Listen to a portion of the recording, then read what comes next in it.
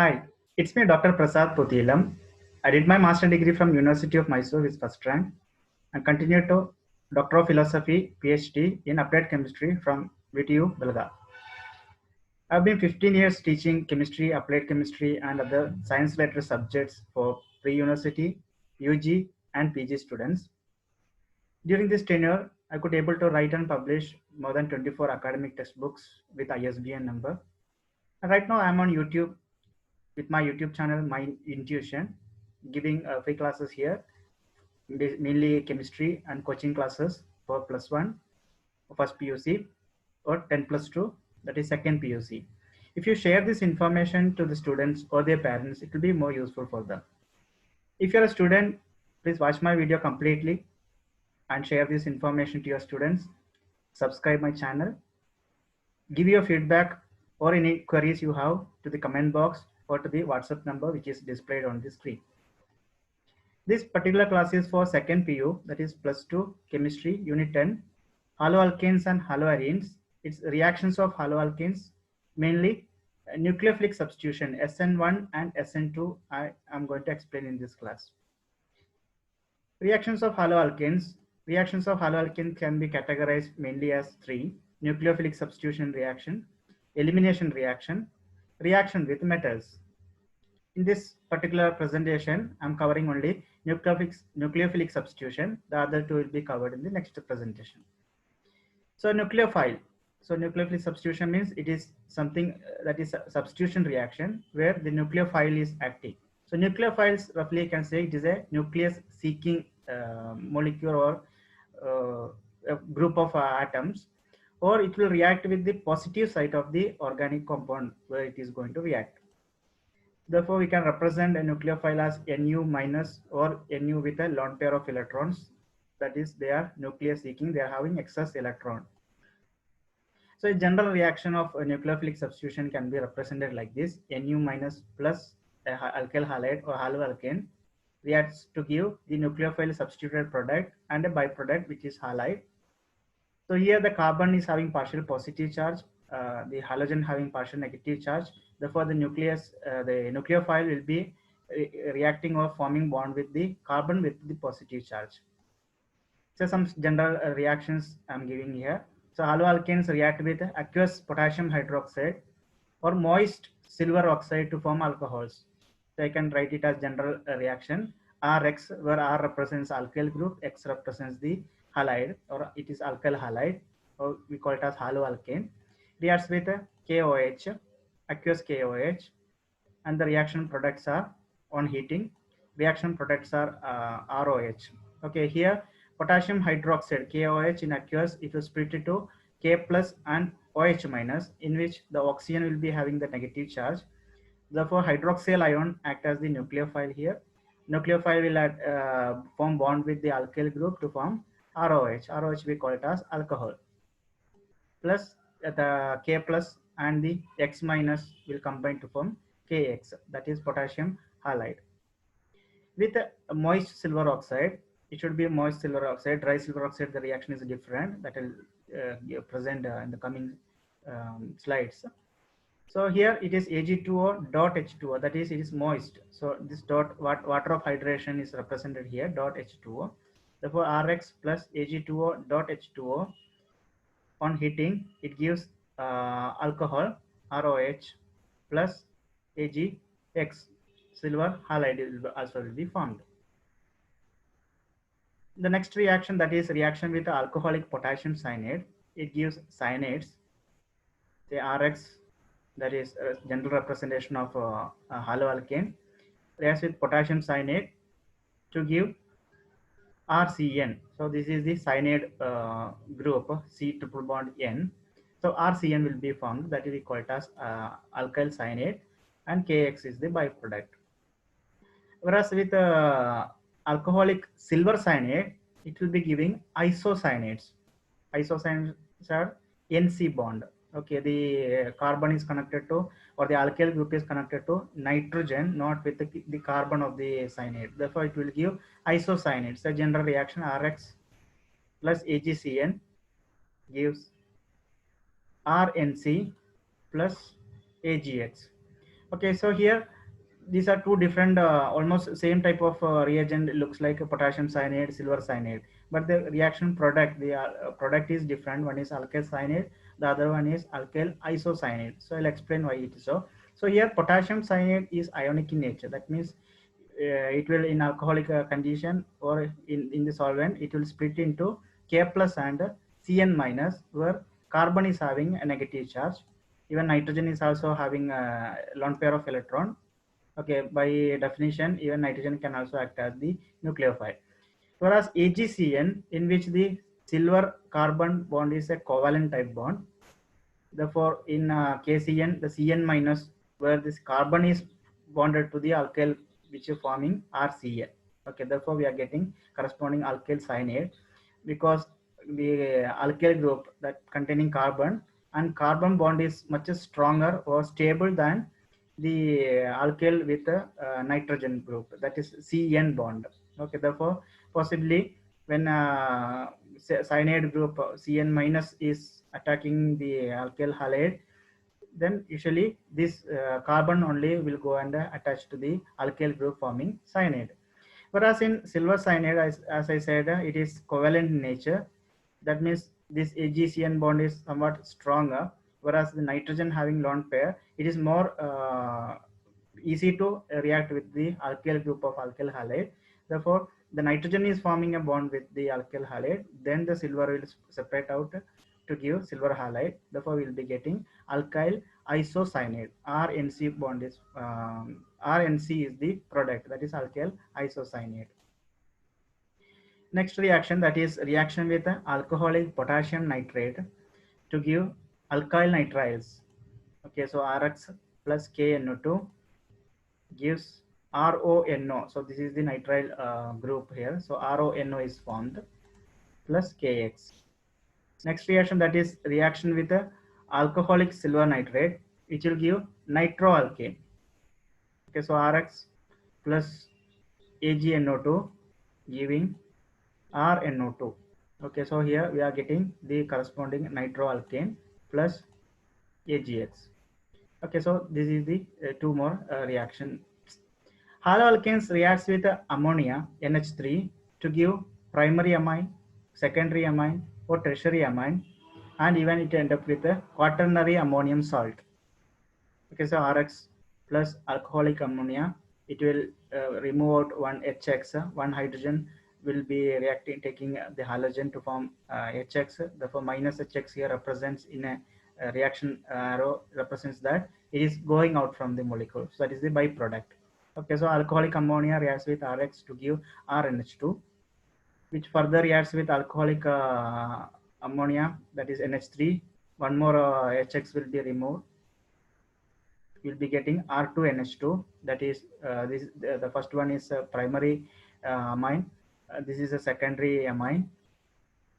Then further alcoholic NH3 reacts to give releases HX, giving R3NH, that is tertiary amine.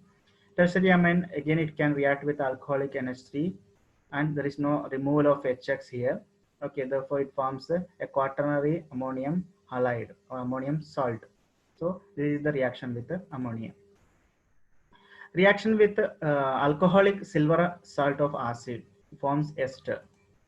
Say Rx plus silver salt of acid. So acid is RCOH. So it is silver salt, that is RCOAG. So here I represented the reagent molecule alkyl group as R dash to identify the difference. So here it is R only. It may be methyl group or ethyl group or whatever it may be. Okay, therefore here Rx plus R dash COOAG, it gives RCOOR. Okay, so for this RCOO act as the nucleophile, it combines with the R to becomes RCOOR. So, and AgX is removed. Williamson's ether synthesis. Haloalkanes react with alkoxide. Say example, sodium alkoxide is taken here as an example. Rx plus sodium alkoxide, NaOR dash gives ROR. So this is the general representation, COC bond, that is the ether bond, plus NaX. Ethers like this ROR, type of molecules or ethers can also be prepared by reacting with a dry silver oxide. So we already seen the case of moist silver oxide, where we are getting the corresponding alcohol. If it is alkyl halide react with a dry silver oxide, then we are getting the corresponding ether. So Rx plus Ag2O. Okay, in the previous case, I represent it as dot H2O. Now here it is dot H2O is not there because it is dry silver oxide. On heating, it gives ROR plus AgX. Next reaction, that is haloalkanes reacts with azides. Say example sodium azide in polar aprotic solvent like acetonitrile or dimethyl sulfoxide, which is known as DMSO. Dimethyl sulfoxide, we mainly use the word, the representation as DMSO, that is the short form of dimethyl sulfoxide. Okay, so here aprotic means it is not giving H plus. That is the main thing that I want to explain. A polar, it is polar molecule. So acetonitrile is polar. There is a charge separation in the molecule itself, having partial positive charge and partial negative charge, but they are not contributing any hydrogen H plus for the reaction. Therefore, we call it as aprotic solvent. Okay, so we'll see the reaction Rx plus NaN3, that is sodium azide. In the presence of the solvent, which is aprotic solvent, a polar aprotic solvent, we are getting Rn3, that is the alkyl azide plus NaX. Haloalkanes reacts with the sodium hydrosulfide to form thiols, RSH. So Rx plus NaSH gives RSH, that is thiol, plus NaX. Thioethers can be prepared from sodium sulfide reaction with haloalkanes. Rx plus sodium sulfide gives a thioether plus NaX. Okay, so alkyl azides, thiols, and thioethers, how it can be prepared, that is general reactions are given. Now the reaction mechanism. So we see in the many cases, many examples is seen with a nucleophilic substitution reaction. So the reaction mechanism, how they react to give the corresponding product, what type of bonds are, new bonds are formed, which bonds are breaking, all those reaction parts we call it as reaction mechanism, how it happens, and how much product will be formed, what is the rate of the reagent used, that is kinetics. Everything can be understood if you know the reaction mechanism. Okay, so there are two types with the nucleophile, the reaction mechanism. First one, that is nucleophilic substitution unimolecular. Okay, therefore the one represents unimolecular. Here this Sn, this N represents nucleophilic, S represents substitution. Therefore SN1, that is substitution nucleophilic unimolecular. Okay, the second one, that is nucleophilic substitution bimolecular, that is SN2. Bi means two, bimolecular means two.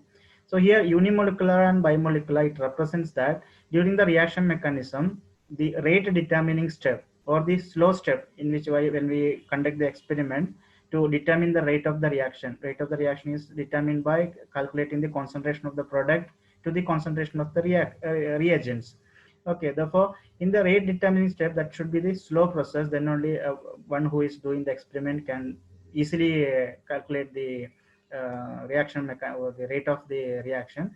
Therefore in the rate determining step or the slow process, slow step of the reaction, in which how many molecules are actually participating in the reaction. Based on that, this unimolecular or bimolecular is given. Unimolecular means only one molecule is considered, or one particular type of molecule is considered, whether it may be alkyl halide, or bimolecular means alkyl halide as well as the nucleophile concentration is required to say the rate of reaction. Therefore, with that we call it as SN1 or SN2. So we'll see one by one. In nucleophilic substitution reaction, the tertiary alkyl halide usually proceeds with the SN1, whereas the methyl halide or primary alkyl halides, it proceeds to SN2 reaction.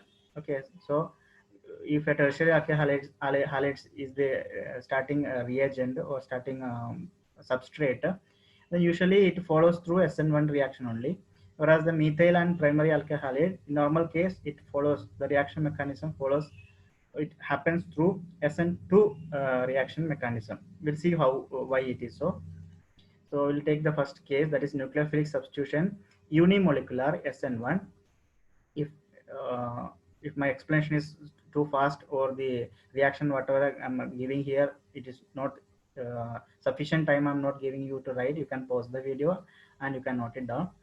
So this is a part of organic chemistry. It's just like a mathematics only. You have to write and study, then only you can remember it. So try to write down whatever reactions coming there. So tertiary butyl bromide and hydroxyl ion reaction is the best example, a suitable example to explain the SN1 mechanism. Say a tertiary butyl bromide, the tertiary carbon connected to, or it is a tertiary butyl. Butyl means 4 carbon atoms required. So one carbon atom, other carbon atom, it is CH3 group, second CH3, third CH3. Therefore, it becomes a tertiary butyl group. Now it is. So it is tertiary butyl bromide. Therefore, a bromine is connected to the tertiary carbon. So this is tertiary butyl bromide. It reacts with a hydroxyl ion OH minus, gives the product CCH3, CH3, CH3 or CH3 thrice COH. So corresponding alcohol is formed and it releases out Br minus. Okay, so Br minus will be taken up by the proton or it become HBr based on the solvent which is used. So the main product is alcohol and starting material is tertiary butyl bromide. So this follows unimolecular reaction, that is nucleophilic substitution unimolecular. So we'll see in detail. Okay, it is mainly carried out in polar protic solvent.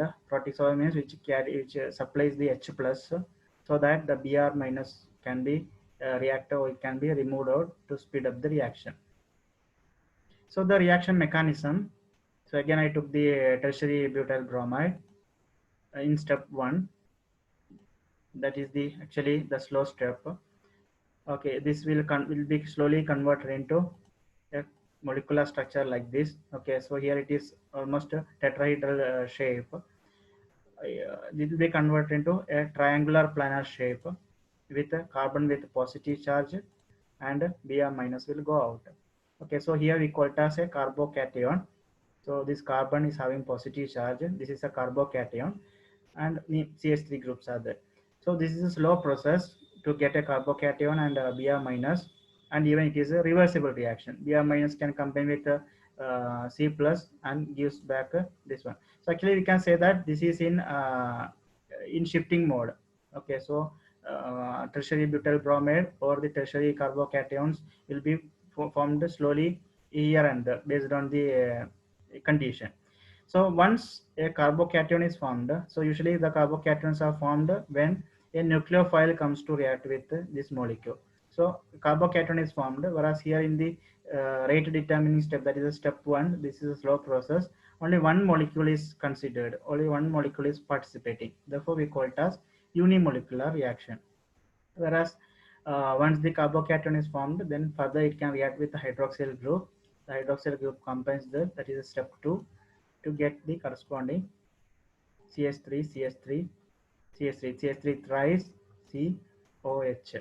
Okay, therefore we'll be getting the corresponding alcohol. So this is the reaction mechanism which we call as nucleophilic substitution unimolecular or SN1 reaction. Okay, so here SN1 reaction, why it happens in this way, that I can explain now. And alkyl halides follows this trend of reaction. Tertiary alkyl halides are more suitable for nucleophilic substitution unimolecular. They undergo the reaction through SN1 reaction, then secondary, then primary, and methyl halides. Okay, so here a carbocation is formed, which is represented here. So here also I took the same image. Okay, so a carbocation is formed. Therefore, the stabilization of this carbocation is one of the factor which determines the molecular reaction mechanism is SN1 or SN2. Okay, so here carbocation is formed, in which the methyl group, they are having inductive effect. It will be contributing electron density towards the central carbon atom. Therefore, the positive charge will be somewhat neutralized or it will become stable. Therefore, The stability of carbocation determines whether it undergoes SN1 mechanism or SN2. If carbocation is formed, then obviously it is through SN1 reaction only. Okay, so tertiary alkyl halides, the stability of carbocation is one of the main factor to say that it goes through SN1 mechanism. So the same explanation, with the same explanation, even benzylic halides. Okay, so this is benzylic halide. Carbocation is formed. That carbocation, whether it is stabilizes or not. So here, due to the presence of the aromatic benzene ring, that is the double bonds, alternate single and double bonds, which can give resonance stabilized structures, or it undergo resonance. When a positive charge is there, this electron density can shift there. Okay, so here the double bond will shift to form a carbon double bond here. Okay, so it gives, so this is a resonance stabilized structure, so I'm not giving the full arrow mark, so it's double headed arrow mark is given here.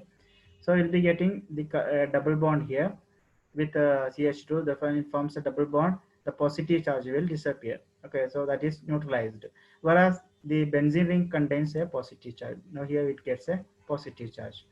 Now the second double bond, the next double bond will shift there to neutralize this positive charge, and will give the resonance structure like this with the positive charge at this carbon atom. And that double bond, the next double bond will break, and another resonance structure is formed. Another resonance structure is formed with a positive charge here. So we have 1, 2, 3, 4 resonance structures. That means more resonance structures are there, means then the positive charge, or it is almost charge neutral. Okay, therefore we can say that benzylic halides also follows through SN1 mechanism, because a carbocation is formed, it is somewhat stable, therefore it can further react with the nucleophile. Same way allylic halides, allylic halide, in which it contains a double bond. So halogen atom is connected to a carbon. The next carbon is having a double bond. That is the allylic halide. Okay, so in allylic halides also, when a carbocation is formed, the double bond can shift here, so that the positive charge neutralizes, but it goes to the next carbon atom, third carbon atom. Okay, so the resonance structure is given here. So these structures are a combined stage, or we can say the positive charge shift to the first carbon to the third carbon.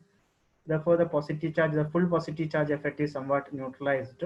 Therefore we can say that they also undergo through SN1 mechanism. The reaction follows through SN1 mechanism. Okay, so the given alkyl group, for a given alkyl group, that means Rx, the R is same, whereas X, if you are varying with the iodine, bromine, chlorine, and fluorine, then the reaction order is in this fashion. Ri is more reactive, then RBr, then RCl, and RF is almost very less reactive towards nucleophilic substitution reactions. Okay, nucleophilic substitution bimolecular, the second type of reaction mechanism, that is SN2 mechanism. I took the example of methyl chloride and hydroxyl ion.